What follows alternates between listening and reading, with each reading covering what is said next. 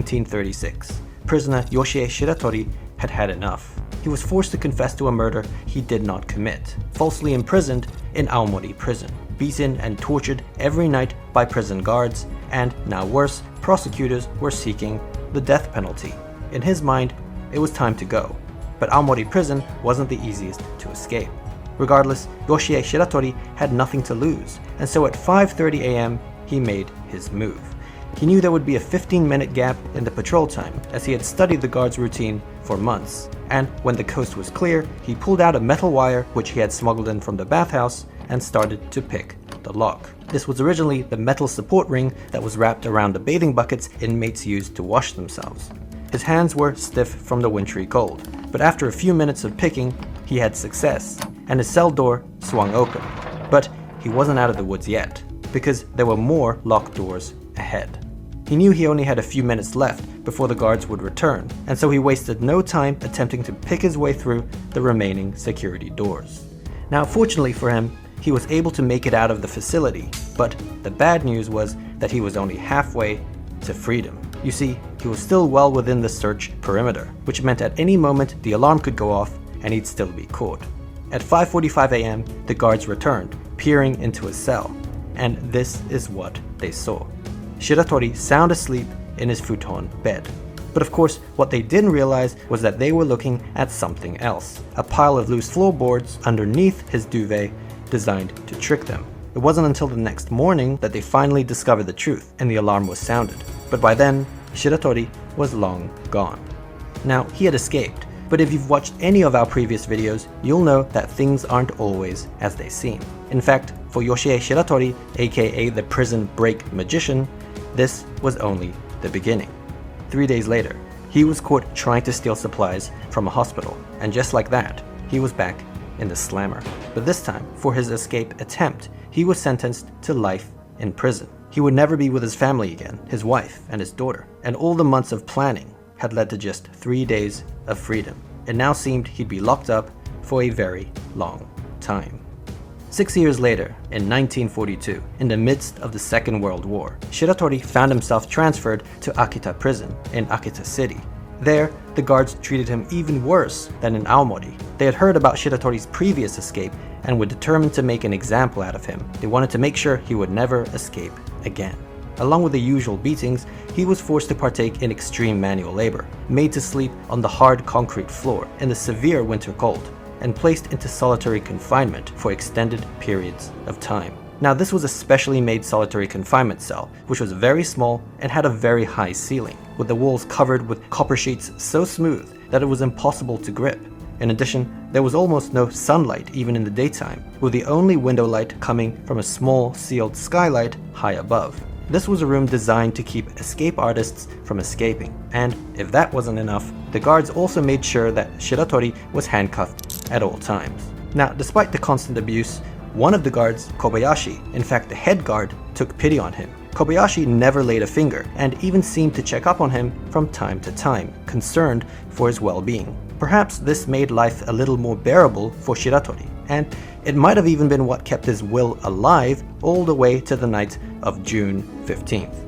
It was a stormy night, and Shiratori was in the middle of one of his extended stays in solitary confinement. At around midnight, one of the guards peered into his cell and couldn't believe his eyes. He opened the cell door and looked around in astonishment, as Yoshie Shiratori had vanished into thin air. All that was left was his handcuffs.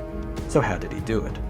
Well, there were a few assumptions the guards made that did not apply to Shiratori. For one, handcuffs simply didn't work on him. Shiratori was actually a master of getting out of handcuffs, and in fact had several methods to choose from. Here, he decided to go with the familiar lock-picking method, but he really could have gone with any of them. He had thoroughly scoured his surroundings to find anything that could be of use in an escape, and just like in Aomori Prison, he was able to uncover from the cuffs. He placed his palms and soles of his feet on the smooth copper sheets and started climbing the unclimbable wall.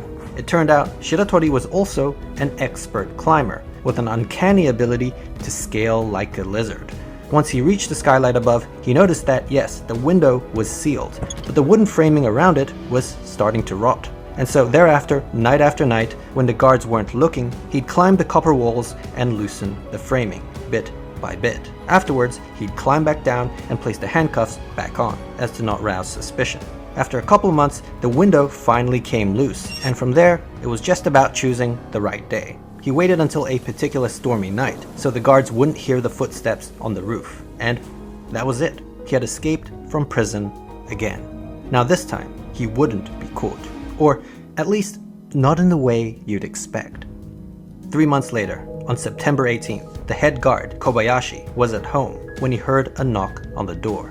To his surprise, it was the fugitive Yoshie Shiratori, unkempt and disheveled, and he needed a favor.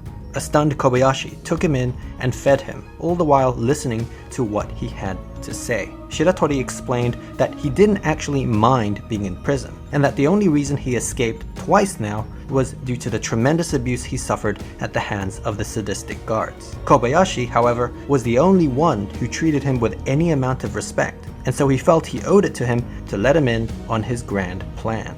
Now, this plan involved Shiratori willingly, yes, handing himself over to the Justice Department, where he could then personally make a case for how corrupt and barbaric the Japanese prison system was, and there needed to be reform. He wanted to campaign for change, and in the process, gain his legal freedom through a civil lawsuit. He felt this was the only way he could realistically end up with his family. This, of course, was a super ambitious plan, and as a fugitive on the run, he was well aware of that, which is why he needed Kobayashi, the well-respected head guard of Akita Prison, to vouch for him, to strengthen his credibility. As the only guard who ever treated him right, he had a feeling Kobayashi would do the right thing. Minutes later, while Shiratori was in the toilet, Kobayashi called the police. Maybe not a great plan. Just like that, Shiratori was back in prison, and this time, he vowed never to trust an officer of the law again. For the second escape, the courthouse added 3 more years to his life sentence. Now, Shiratori requested to be sent to a Tokyo prison, where the weather was warmer, as he couldn't stand the cold in the northern prisons. His previous stints had weakened him severely, but he was denied his request. Instead, the judge sentenced him to the infamous Abashiri prison in Hokkaido, the northernmost prison in Japan. No man had ever escaped from this wintry hellhole of a prison.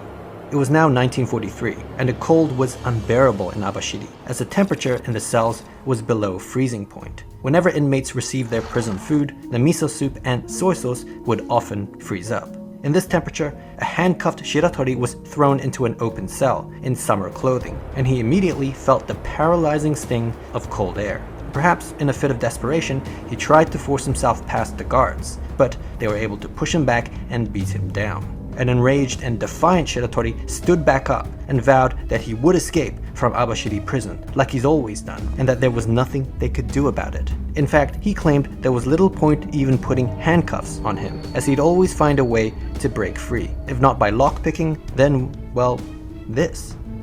He then proceeded to rip apart the chain of his handcuffs, to the horror of the guards. It turned out Shiratori had another special ability. Aside from his outstanding climbing abilities, he also possessed incredible strength, almost superhuman strength. Back in Akita Prison, he could have broken free of the cuffs the physical way if he didn't have to put them back on. Now, this was impressive, but it wasn't so smart to lay his cards on the table like that, as the guards were starting to build an escape profile on him. They knew he had lockpicking abilities, lizard-like climbing abilities, and now almost superhuman strength. And so they set out to devise the ultimate escape-proof cell, one that was sure to be Shiratori-proof. And they came up with this. The new cell had steel fixtures with a low chance of rot. Any openings, even the bars removed, were made smaller than his body, meaning there was no way he could physically fit through. He had specially made solid iron handcuffs that tied his hands behind his back, and leg cuffs that made him barely able to stand. These cuffs weighed 20 kgs each and had no keyhole, which meant they could not be lockpicked. And the only way they could be removed was by 2 metalwork specialists who would come once every few weeks to remove them in an arduous 2-hour process. It was at this point, and only this point, that he could even take a bath. And he certainly needed one, as weeks of being shackled up with no movement meant his cuff wounds were infested with maggots. On top of that, and as cold as it had already been, it wasn't even peak winter yet. Any strength he would have left would surely be nullified by the upcoming freeze, though just in case, they still made sure to cut his already meager food portions in half. And so that was it. Even for Shiratori, this was too much. As winter came, he succumbed to his fate. Every day, the guards would slide his meal through the opening, and he'd be forced to grovel like a dog. His hand and leg cuffs made every action awkward and uncomfortable, with even sleeping being a pain. There was no doubt life in Abashiri prison was absolute torture. Now, fast forward. Shiratori was somehow able to survive through the winter, and spring was coming. This meant he was starting to get his strength back. But still, what could he really do? He was literally in a bind. Months passed and, well, nothing seemed to happen. Then one night, in August, a guard in his office was doing some paperwork when he heard some shuffling on the roof. What could he really do? He was literally in a bind. Months passed and, well, nothing seemed to happen. Then one night, in August, a guard in his office was doing some paperwork when he heard some shuffling on the roof. He wasn't sure what it was, but he decided to check on the prisoners. As he looked inside Shiratori's inescapable cell, he was stunned. The futon bed and prison garments were neatly folded up. The specially made 20 kg handcuffs and leg cuffs that would have required two specialists 2 hours to remove was placed on the side, and Shiratori was nowhere to be seen. He had finally fulfilled his promise to the guards. The alarm immediately sounded, but despite the work of the search party, it seemed he had truly disappeared. But how on earth did this happen? How did he escape from the fortress that was Abashiri prison? Well, preparation had started 6 months earlier. At the time, he didn't have the strength or stamina to mount any sort of escape, not to mention the restraints he was in. But one thing he did have was time and patience. Every day, the guards would slide his meal through, and while he struggled to eat his food off the floor, he always made sure to save a little bit of the miso soup in the corner. You see, every night, he would hobble awkwardly to the inspection window and splash a little of it on the steel frame. He would also dab some on his handcuffs and leg cuffs. Now, his intention was for the salt content of the miso soup to oxidize the screws and bolts, eventually corroding and loosening it. After a month, this technique of rusting through the iron actually worked, and the first screw came out.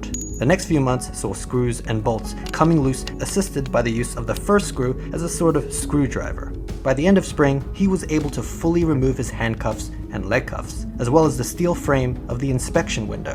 But there was a problem.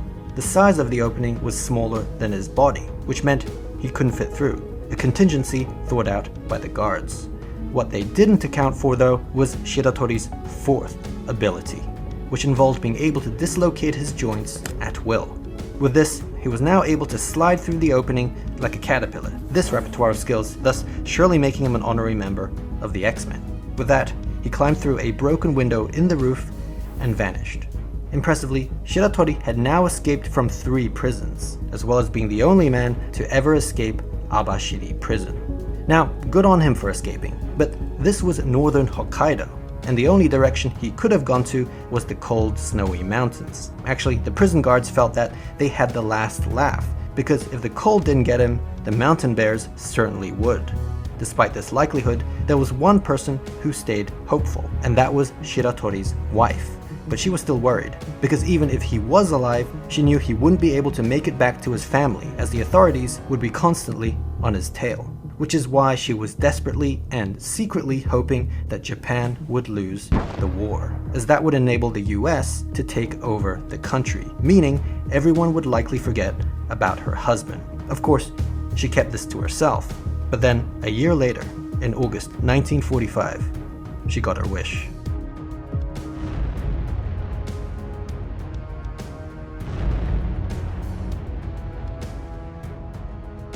The Americans had now taken over the country's penitentiary system, and sweeping changes were being made. And it did seem, perhaps, that the manhunt for Yoshie Shiratori had now taken a back seat. Yet the question remained, where was he? And was he even alive? The answer was yes, he was alive, and living a solitary life, this time self-imposed. It turned out he had discovered an abandoned mine on a mountainside in the Hokkaido wilderness, and was able to make a home for himself. For food, he lived off nuts and berries, wild rabbits and raccoons, and was even able to learn to catch crabs from a stream by observing the habits of bears. Life was steady and safe, but after a while, curiosity got the better of him. And so after 2 years of isolation, he made his way down the mountain to a nearby village. What he saw astounded him. The streets were filled with signs written in English. The posters and flags, emblematic of the war effort, had vanished. And even more strange, young Japanese girls were holding hands with American soldiers. What on earth was going on? He grabbed a newspaper that had been set aside, flipped through the pages, and it was only then that he found out about the atomic bombs, Hiroshima and Nagasaki. Japan had surrendered the previous year, and he couldn't believe it. As with his wife, he felt it was now pointless to hide, and so bid farewell to his old hunter-gatherer lifestyle. He headed south of Abashiri for the next 50 days, until he reached the city of Sapporo. At this point, he was starving, so he found himself a nice ripe tomato from a nearby field, which was a huge mistake.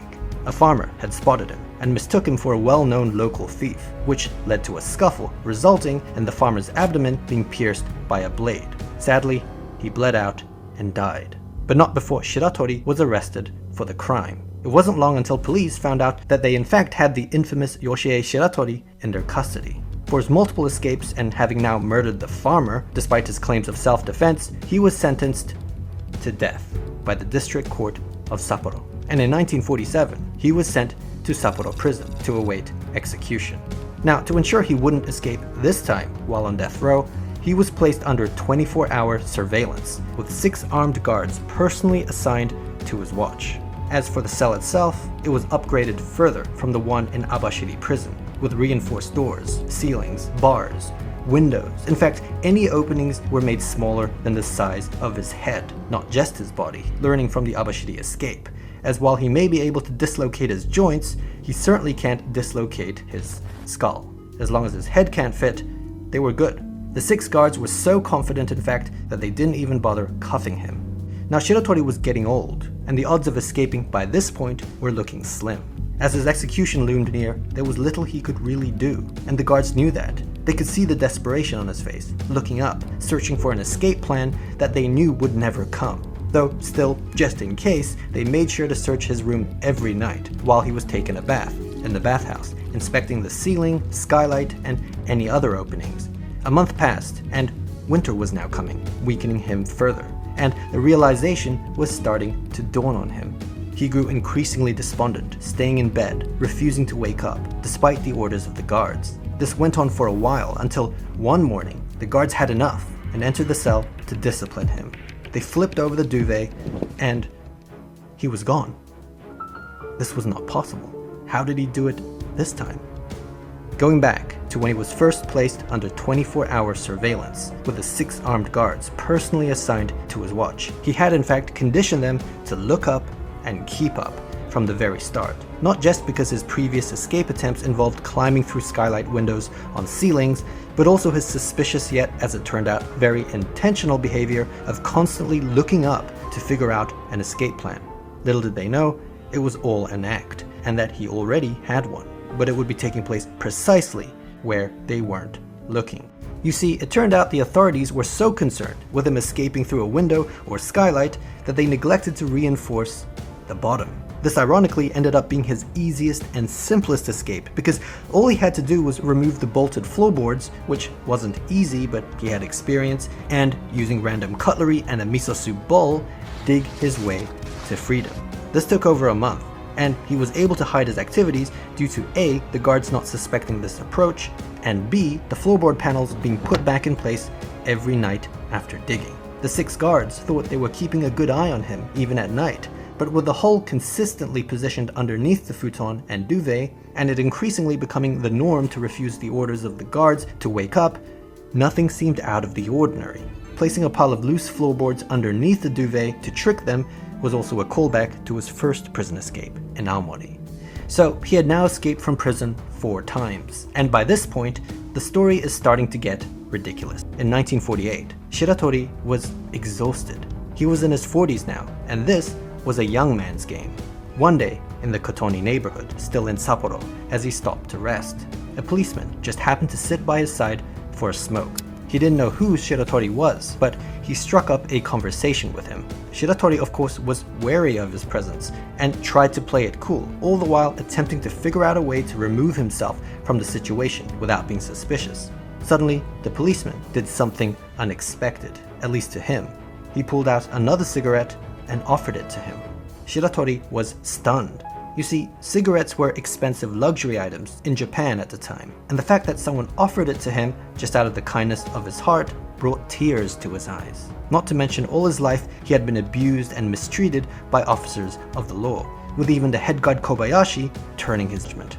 As he smoked the cigarette, Shiratori couldn't help but tell the officer his full name, Yoshie Shiratori, and that he had escaped from Sapporo Prison last year. In fact, he had escaped from prison 4 times in his life. It was strangely a relief to get it all off his chest, and he was even ready for the consequences. After the Kobayashi incident, he had vowed never to trust another officer of the law again. But the simple act of receiving a cigarette from a stranger broke him. Of course, he was arrested again, but this time, things were different. Maybe it was the fact that he willingly gave himself up, or that Japan's justice system was going through a change. But the High Court of Sapporo became sympathetic to Shiratori's plight, and some of his past claims were recognized, such as acknowledging the farmer's death as a legitimate case of self-defense. They also made note that throughout all 4 of his prison escapes, he didn't kill or injure a single guard, despite the abuse he may have suffered at their hands. At the end of the deliberation, the High Court dismissed the murder charge, revoking his death sentence, and instead sentenced him to just 20 years in prison. Further, they approved his request to be transferred to a Tokyo prison, where the weather was warmer. He was getting what he wanted. In Tokyo, he was sent to Fugitive prison, where, for the first time, the guards actually treated him well. It was a weird feeling. There were all these precautions and security measures in place to ensure that the infamous prison break magician wouldn't escape. But the truth was, Shiratori didn't really care anymore. Everything he'd been fighting against, the mistreatment from guards, the death penalty, even the northern climate, was no longer of concern. And he was at peace. There was no need to escape anymore. He finally accepted his punishment, and for the remainder of his sentence, acted as a model prisoner. Just 14 years later, in 1961, he was released on parole, and for the first time in a long time, he was truly a free man. He decided to head back to Aomori, where it all began, and meet up with his daughter, who, by this point, unfortunately, was the only family member he had left. For his incredible escapes, Yoshie Shiratori became a legend, an anti-hero in Japan. But it was very much the opposite for the country's penitentiary system, which had somehow allowed him to escape time and time again. This was a national embarrassment for Japan. But just as preventing criminals from breaking out of the system is vital for the safety of society, so is preventing them from breaking into the system.